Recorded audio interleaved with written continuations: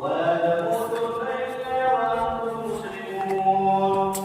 يا أيها الناس اتقوا ربكم الذي خلقكم من نفس واحدة وخلق منها زوجها وبث منهما رجالا كثيرا ونساء واتقوا الله الذي تساءلون به والأرحام إن الله كان عليكم رقيبا.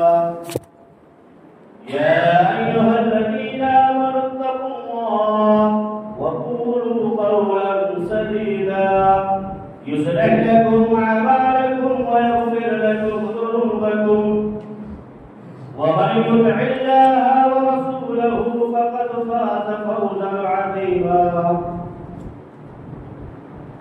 وقال الله تبارك وتعالى في كلامه المجيد أعوذ بالله من الشيطان الرجيم بسم الله الرحمن الرحيم.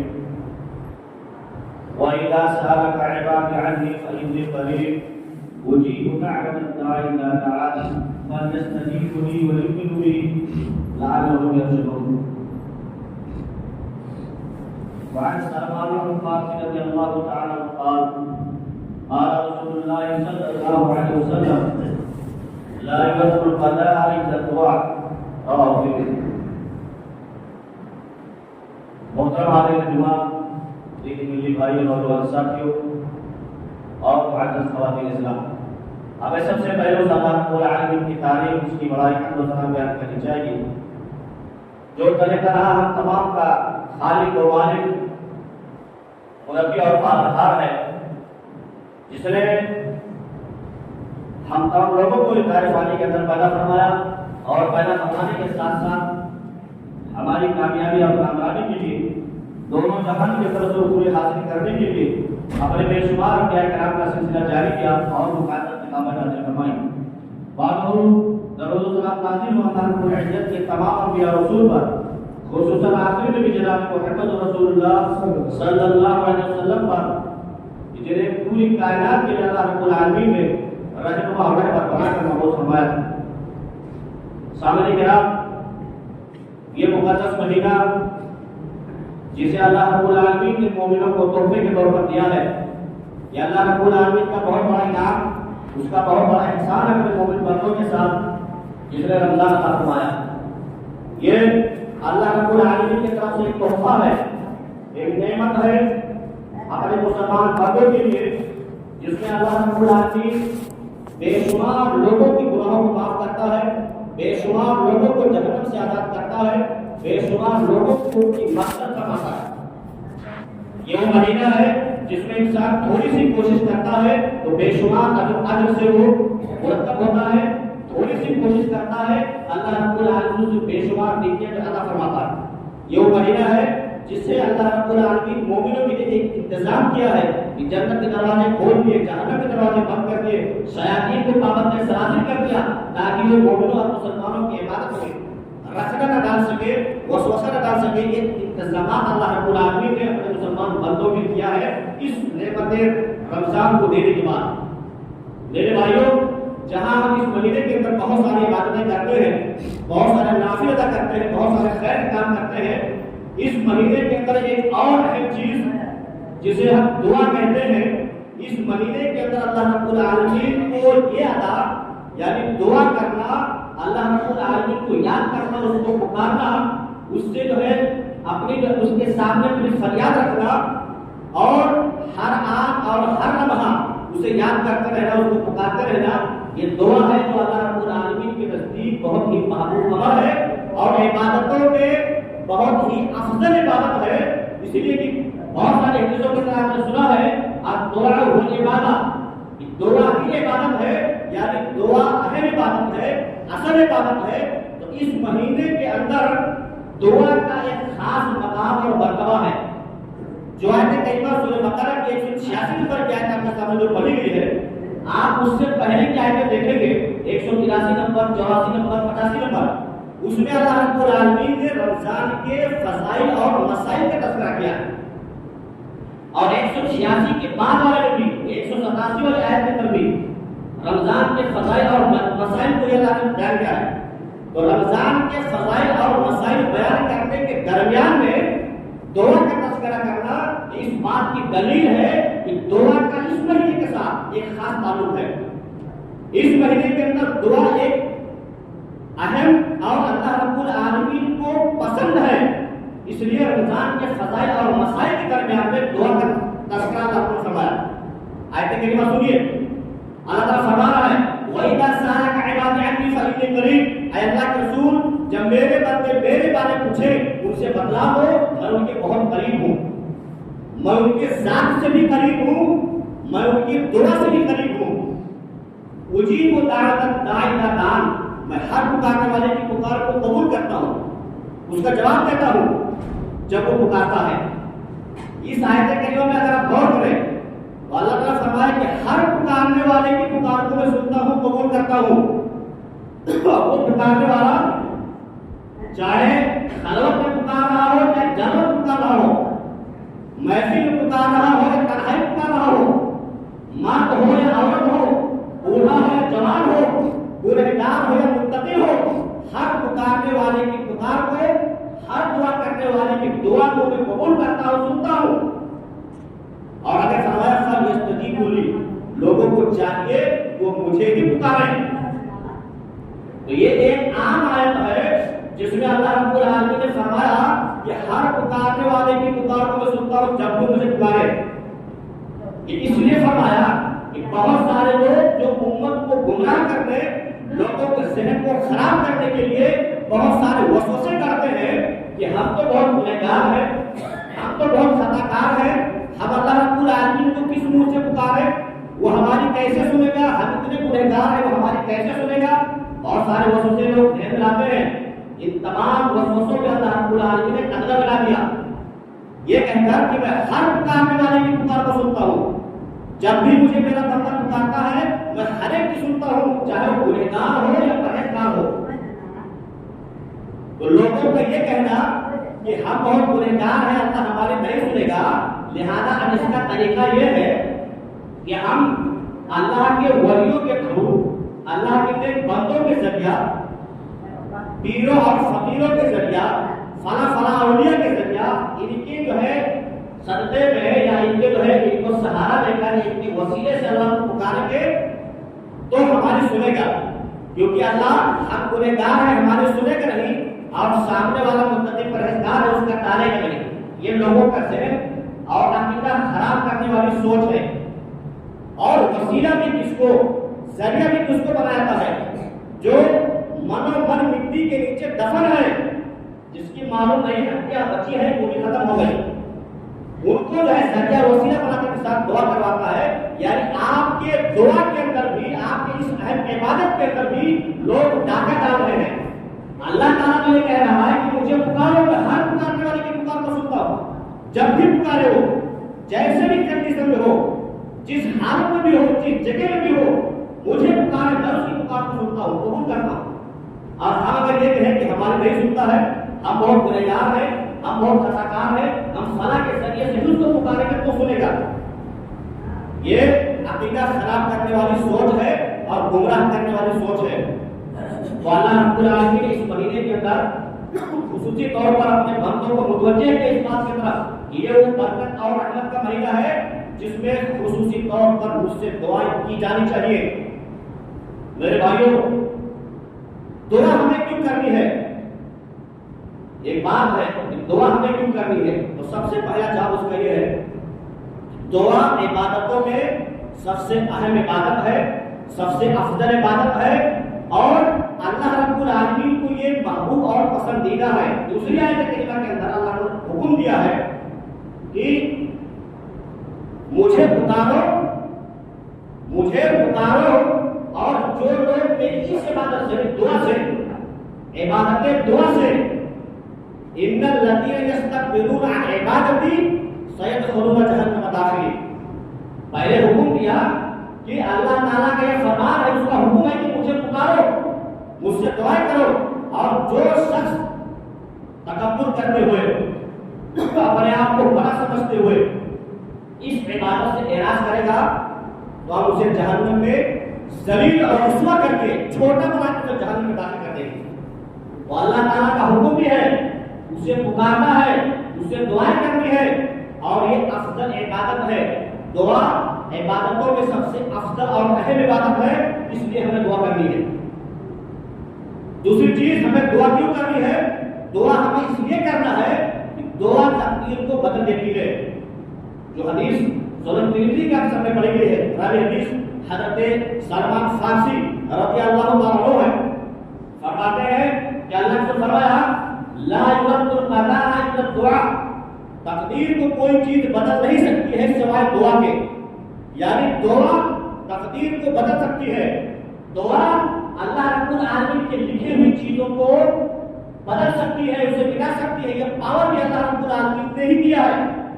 کیونکہ جب اللہ رب العالمین کسی چیز کا فیصلہ کر دیتا ہے، کسی چیز کو لکھ دیتا ہے، تو پھر اس کے فیصلے کو ٹالنے والا، اس کے فیصلے کو بدلنے والا نہ کوئی نبی ہو سکتا ہے، نہ کوئی ولی ہو سکتا ہے.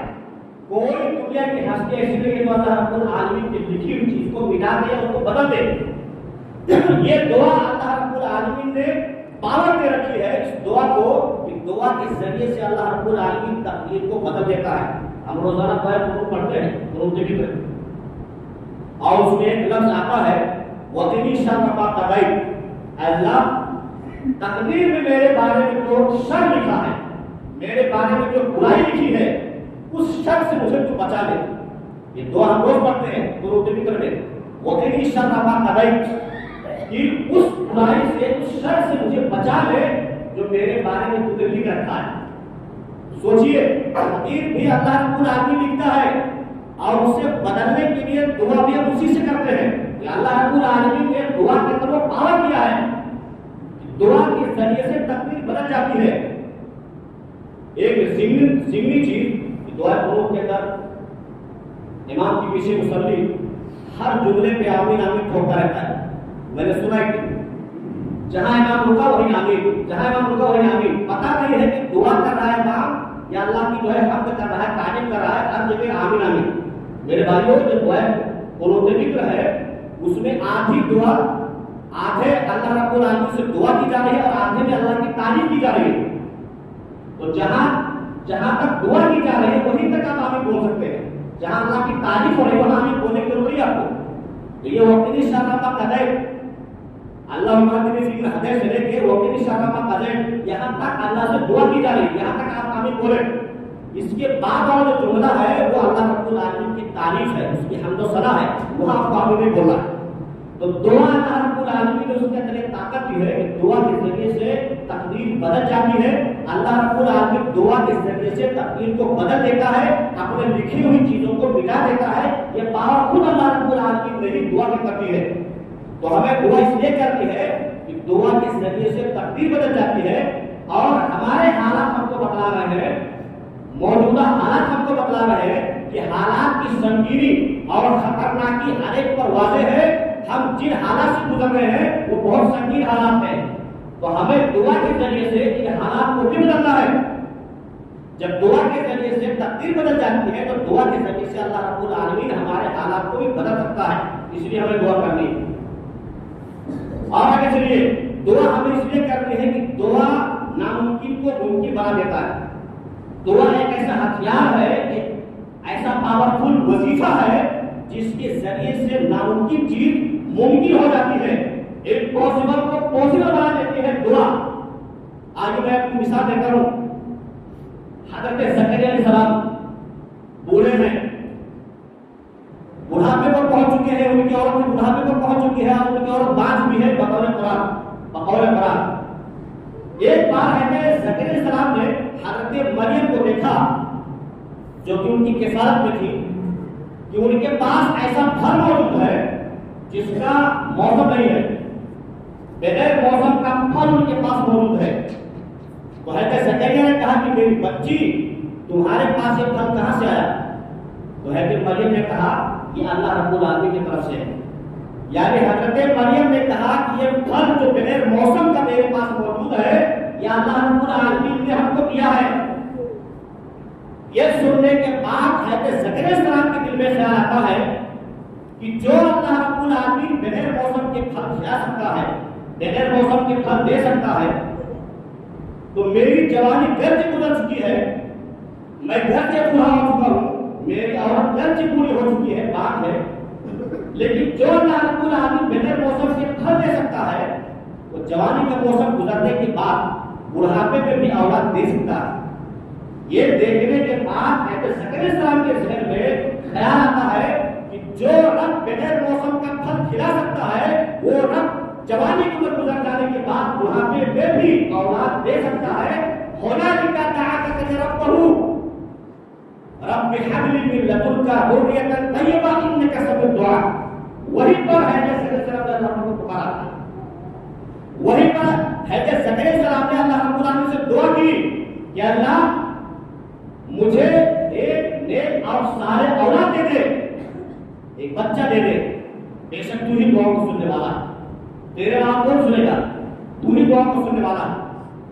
حضرت زکریا علیہ السلام نے حضرت مریم کے اس واقعے کو دیکھ کر ان کے ذہن میں آیا اور وہیں پر وہ دعا کی، اور اس کے بعد قرآن بتلا رہا ہے کہ اللہ رب العالمین نے ان کی دعا کو قبول بھی کر لیا اور فرشتوں کو بھیج کر انہیں ایک لڑکی کی خوشخبری سنائی گئی، اور فرشتوں نے خوشخبری دی کہ اللہ رب العالمین نے آپ کی دعا قبول کر لی ہے اور آپ کو ایک ولد صالح کی خوشخبری دی جا رہی ہے، اس کا نام یحییٰ بھی ہوگا۔ یہ نام بھی اللہ رب العالمین نے تجویز کر دیا۔ تو دعا ناممکن کو ممکن بنا دیتی ہے۔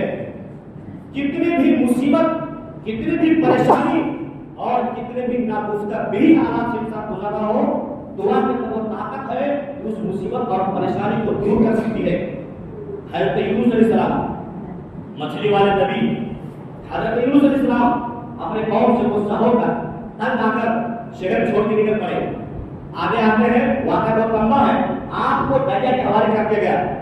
دریا کے حوالے کرتے ہی مچھلی نے آپ کو نکل لیا۔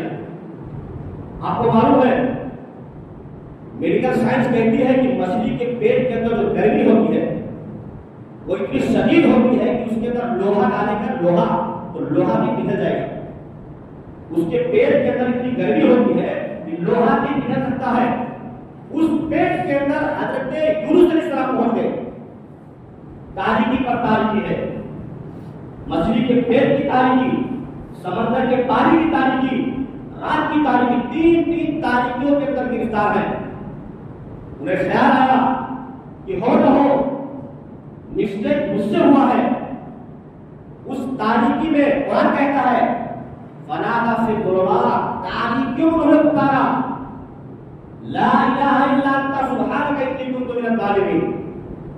حضرت یونس علیہ السلام نے تاریکیوں میں اللہ رب العالمین سے پکارا کہ اللہ بے شک تو ہر عیب سے پاک ہے، تیرے علاوہ کوئی معبود کا حق نہیں، تو ہر عیب سے پاک ہے، خطا کار تو میں ہوں۔ یہ دعا کرنا تھا، اللہ رب العالمین نے ان کو صحیح سلامت مچھلی کے پیٹ سے باہر نکال دیا۔ اللہ رب العالمین کی طاقت دیکھیے کہ مچھلی کے پیٹ کے اندر جہاں لوہا پگھل سکتا ہے وہاں پر آکسیجن کا انتظام کیسے اللہ رب العالمین نے کیا، ان کو صحیح سلامت کیسے مچھلی کے پیٹ میں رکھا اور اس کے بعد صحیح سلامت انہیں باہر کیسے نکالا۔ تو میرے بھائیوں، یہ قرآن ہم کو پتلا نہیں ہے، اللہ رب العالمین دعاؤں کو سنتا ہے، قبول کرتا ہے اور بڑی سے بڑی مصیبت میں گرفتار انسان کو بھی نجات دیتا ہے، چھٹکارا دیتا ہے، اس کی مصیبت کو دور کرتا ہے۔ یہ طاقت ہے اس دعا کے اندر۔ اللہ رب العالمین کو پکارا تو صحیح، اسے لو لگاؤ تو صحیح، خضوع کے ساتھ، گریہ وزاری کے ساتھ اللہ رب العالمین کو پکارا تو صحیح۔ وہ نہیں سنے گا تو کون سنے گا؟ اللہ تعالیٰ خود فرما رہا ہے اب میں یجیب المضطر اذا دعاہ ویکشف السوء۔ کون ہے جو بیقرار کی بیکاری کو دور کرتا ہے؟ کون ہے جو بیقرار کی دعاؤں کو سنتا ہے، اس کی پکار کو سنتا ہے، ویکشف السوء، اور اسے تکلیف کو دور کرتا ہے؟ کیا اللہ رب العالمین کے علاوہ کوئی دوسرا معبود ہے؟ کیا اللہ رب العالمین کے علاوہ کوئی دوسرا ایسا ہے جو بیقرار کی بیکاری دور کرے، جو پریشان حال کی پریشانی دور کرے؟ کوئی نہیں ہے تو صرف اللہ رب العالمین۔ میرے بھائیوں، قرآن مقدس کے اندر آپ پڑھتے ہوں گے جگہ جگہ آتا ہے واتقوا اللہ، اللہ سے ڈرو، اور ایک جگہ بھی پڑھتے ہیں ففروا الی اللہ، اللہ کی طرف بھاگو۔ انسانی ذہن کہتا ہے کہ آپ جس چیز سے ڈرتے ہیں اس سے بھاگتے ہیں۔ آپ شیر سے ڈرتے ہیں تو شیر کی طرف نہیں بھاگتے بلکہ شیر سے بھاگتے ہیں۔ اللہ تعالیٰ کہہ رہا ہے اللہ سے ڈرو، اللہ کی طرف بھاگو۔ مطلب صاف ہے کہ تم اس روئے زمین پر آسمان کے چھت کے نیچے اللہ رب العالمین کی طاقت و قوت سے باہر نہیں ہو، تم کہیں بھی بھاگ کر جاؤ گے، میری طاقت اور قدرت سے تم باہر نہیں ہو سکتے ہو، اور میرے علاوہ کوئی دوسرا ہے نہیں جو تمہیں مصیبت اور تکلیف سے چھٹکارا دے سکے۔ اس لیے تمہیں نو مجھ سے لگانا ہے، پکارنا مجھ سے ہے، حالات کتنے بھی سنگین کیوں نہ ہو، حالات کتنے برے کیوں نہ ہو، تمہیں ہر حال میں مجھے پکارنا ہے، اور ان حالات کو بدلنے والا بھی میں ہوں، اس لیے مجھے پکارو۔ تو میرے بھائی دعا کے ذریعے دعا ناممکن کو ممکن بنا دیتا ہے، مصیبت سے بڑی سے بڑی مصیبت کے انسان سے چھٹکارا پا جاتا ہے۔ حضرت ایوب علیہ السلام آپ کو معلوم ہے ایسی بیماری کو لگ گئی تھی اور اکثر دراز سے اس بیماری کے اندر گرفتار تھے، نہ صحیح سے سو سکتے تھے، نہ بیٹھ سکتے تھے، نہ کھا سکتے تھے، تکلیف میں مبتلا ہے اور بے انتہا تکلیف مبتلا ہے اور اکثر دراز سے مبتلا ہے۔ اور اس وقت کے سائنسدان نے، اس وقت کے میڈیکل سائنس نے، اطباء نے اپنے ہاتھ کھڑے کر لیے ہیں، اس بیماری کا علاج ہمارے پاس نہیں ہے۔ جس بیماری کے اندر ایوب علیہ السلام مبتلا ہے، اطباء نے ہاتھ کھڑے کر لیے ہیں، اس بیماری کا علاج ہمارے پاس نہیں ہے۔ ایسی بہت ساری بیماریاں ہوتی ہیں جو وقتی طور پر ڈاکٹر اس کے علاج سے حاصل رہتے ہیں، اس کی دوا نہیں کھو سکتے ہیں۔ تو اس وقت حضرت ایوب علیہ السلام جس بیماری مبتلا ہے، بڑے بڑے حکیموں نے علاج کر کے وہ لوگ تھک گئے، ہاتھ اونچی کر دیے کہ ہمارے پاس اس کا علاج نہیں ہے۔ میرے بھائیوں، اس کے بعد کیا ہوا؟ حضرت ایوب علیہ السلام نے اللہ رب العالمین کو پکارا کہ وہ دربار آخری دربار ہے، وہاں اگر سنوائی نہیں ہوگی تو پھر دنیا کی کوئی طاقت نہیں سن سکتی۔ اللہ رب العالمین کو پکارا، ربی اپنی مسجد وانت ارحم الراحمین، اللہ میں بیماری میں مبتلا ہوں، اللہ میں تکلیف میں مبتلا ہوں، لیکن یہ نہیں کہا کہ میری تکلیف دور کر دے یا میری بیماری صحیح کر دے، یہ نہیں کہا کہ اللہ میں بیماری میں مبتلا ہوں اور میری بیماری صحیح کر دے، بلکہ یہ کہا کہ اللہ میں بیمار ہوں، وانت ارحم الراحمین، اور تم سب رحم کرنے والوں میں سب سے بہتر رحم کرنے والا۔ یہ فصاحت اور بلاغت ہے میرے بھائیوں، اس میں اعظم کا سہارا اللہ رب العالمین کا رحمت، اللہ رب العالمین کی صفت رحمت کا سہارا لیا، اور رحمت نہیں بلکہ ارحم الراحمین کہا کہ اللہ میں تکلیف میں مبتلا ہوں اور تو سب سے زیادہ رحم کرنے والوں میں، سب رحم کرنے والوں میں سب سے بہتر رحم کرنے والا، سب سے زیادہ رحم کرنے والا ارحم الراحمین ہے۔ میرے بھائیوں، اللہ رب العالمین کی دعا قبول کی اور وہ بیماری آپ سے ختم ہو گئی، اس بیماری سے آپ کو چھٹکارا دے دیا جس بیماری کے بارے میں ڈاکٹروں نے ہاتھ نکل دیا، دوا کا کام کر گیا۔ تو میرے بھائیوں، جہاں دوا نہیں کام کرتا ہے وہاں دوا کی جگہ دعا کام کرتا ہے، اس لیے اللہ رب العالمین سے دعا کرتے رہو۔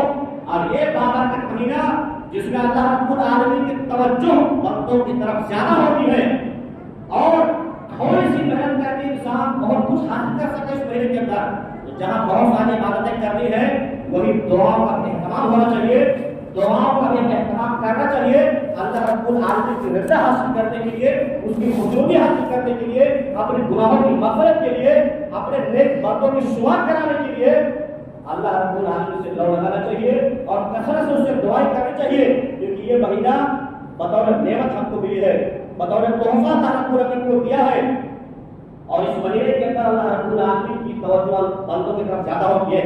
میرے بھائیوں، دعا جو کرنے کی شرط ہے، کس طرح دعا کرنی ہے، اس کا خیال کیسے رکھنا ہے، کیسے کرنا ہے، آداب کیا ہے؟ تو سب سے پہلی چیز، اگر آپ اپنی دعا قبول کروانا چاہتے ہیں تو حلال روزی کا بندوبست کیجیے، حرام روزی سے پرہیز کیجیے۔ حرام روزی کھانے والا شخص حرم کے اندر لے کر دعا کرے گا، اس کی دعا قبول نہیں ہوگی۔ یہ اللہ رب العالمین کی طرف سے عام اعلان ہے، حرام غذا کھانے والے شخص کی دعا قبول نہیں ہوگی۔ اور اگر آپ جائز دعا کرتے ہیں، حلال روزی کا بندوبست ہے آپ کے پاس، تو آپ کی کوئی دعا رد نہیں ہوتی ہے۔ یاد رکھیے گا، دعا کرنے کا طریقہ یہ ہے کہ جب بھی آپ کو دعا کرنا ہے، اللہ رب العالمین سے کچھ مانگنا ہے، کچھ کہنا ہے، تو سب سے پہلے اس کی تعریف کرو، اس کے بعد اللہ کے رسول صلی اللہ علیہ وسلم پر درود بھیجو، اس کے بعد اپنی بات رکھو۔ یہ طریقہ ہے، اور انسان یہ سوچے کہ میں وہ طریقہ بھی فالو کرتا ہوں پھر بھی میری دعا قبول نہیں ہوتی ہے۔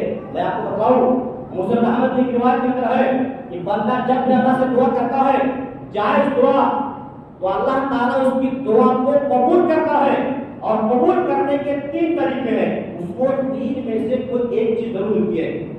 جب بھی بندہ دعا کرتا ہے اس کی دعا اللہ تعالیٰ قبول کرتا ہے، رد نہیں کرتا ہے، لیکن قبول کرنے کا 3 طریقہ ہے۔ ان تینوں میں سے کوئی ایک چیز بندے کو ضرور ملتی ہے۔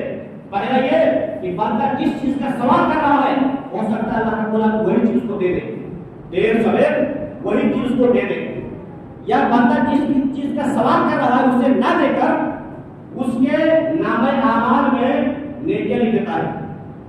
بندہ دعائیں کر رہا ہے، خوب کر رہا ہے، وہ مل نہیں رہا اس کو، اس کی جگہ اللہ رب العالمین اس کے نامہ اعمال میں نیکیاں لکھ رہا ہے، اس کے ذخیرہ آخرت کر رہا ہے۔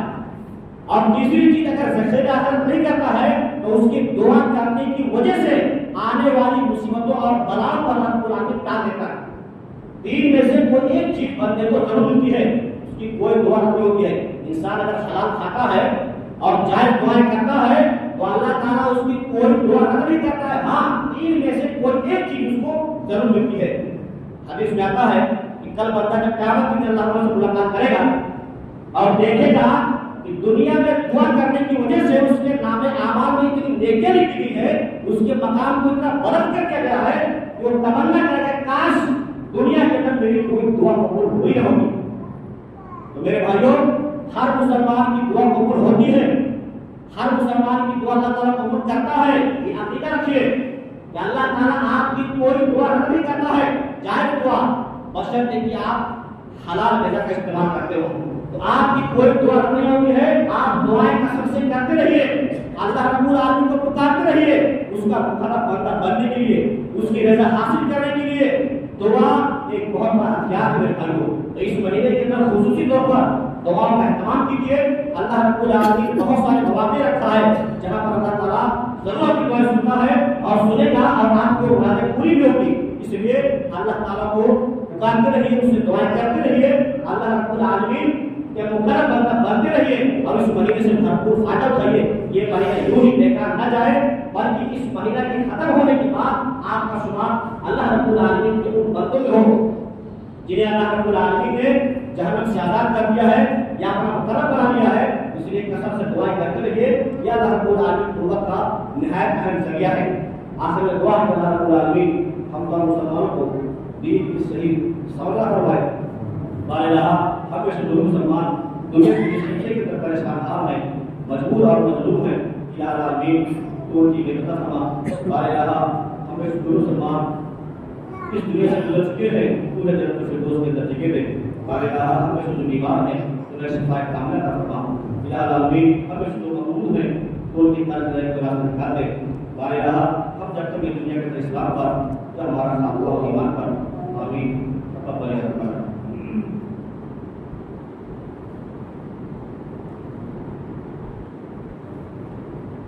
الحمد لله نحمده ونستعينه ونستغفره ونعوذ بالله من شرور انفسنا ومن سيئات اعمالنا، من يهده الله فلا مضل له ومن يضلل فلا هادي له، واشهد ان لا اله الا الله وحده لا شريك له، واشهد ان محمدا عبده ورسوله. اما بعد فان خير الحديث كتاب الله وخير الهدي هدي محمد صلى الله عليه وسلم، وشر الأمور محدثاتها وكل محدثة بدعة وكل بدعة ضلالة وكل ضلالة في النار. أعوذ بالله من الشيطان الرجيم. بسم الله الرحمن الرحيم. إن الله وملائكته يصلون على النبي يا أيها الذين آمنوا صلوا عليه وسلموا تسليما. اللهم صل على محمد وعلى آل محمد كما صليت على إبراهيم وعلى آل إبراهيم إنك حميد مجيد. اللهم بارك على محمد وعلى آل محمد كما باركت على إبراهيم وعلى آل إبراهيم إنك حميد مجيد. محترم سامعین کرام، میں اعلان کرنا تھا آپ کے بغل میں پرسانہ چوکڑی ہے جہاں پر ایک مدرسہ دارالسلام کے نام سے شروع کیا گیا ہے، جسے بہت سارے احباب چاہتے بھی ہیں، وہاں گئے بھی ہیں۔ یہ مدرسہ اللہ رب العالمین کے بعد آپ ہی لوگوں کی جو ہے اور اسے اور آپ کے تعاون سے بھی چلے گا، اس لیے اس مدرسے کے تعاون حاصل کرنے کے لیے ہم لوگ آئے ہیں۔ آپ کا حضرات سے گزارش ہے جس سے کوئی ہو سکے آپ کے پڑوس پر ہونے کے سے آپ کا حق زیادہ بنتا ہے، اس لیے آپ دل کو اس مدرسے کا کام کریں تاکہ یہاں کی جماعت کے لوگوں کو تربیت ملے اور مدرسہ مختلف بھی چل سکے. عباد اللہ رحمكم الله إن الله يأمر بالعدل والإحسان وإيتاء ذي القربى وينهى عن الفحشاء والمنكر والبغي يعظكم لعلكم تذكرون ولذكر الله تعالى أعلم